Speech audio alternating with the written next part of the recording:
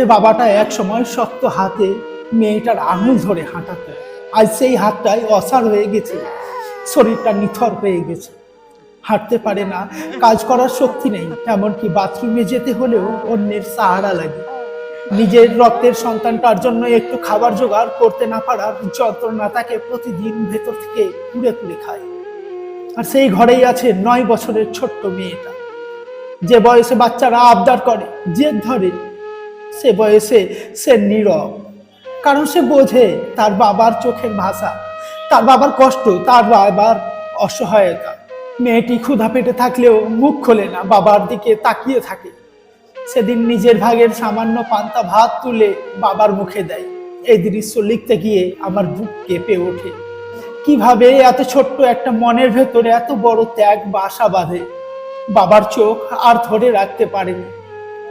একজন বাবা যে নিজের সন্তানের পেট ভরাতে পারে না, সে কিভাবে নিজের চোখের জল আটকাতে পারবে? চোখের জল গাল বেয়ে পড়ে, আর সেই জল দেখে ছোট্ট মেয়েটা বাবার মুখের দিকে তাকিয়ে কান্নায় ভেঙে পড়ে, ফুপড়ে ফুপড়ে বুক ফাটিয়ে কান্না করে।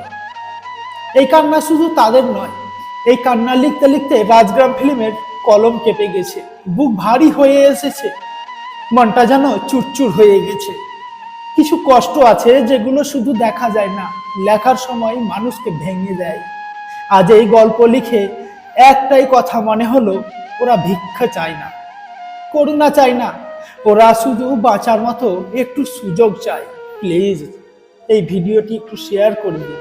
এই পরিবারটি যেখানকারই হোক না কেন, এদের পাশে সবাই দাঁড়ান প্লিজ।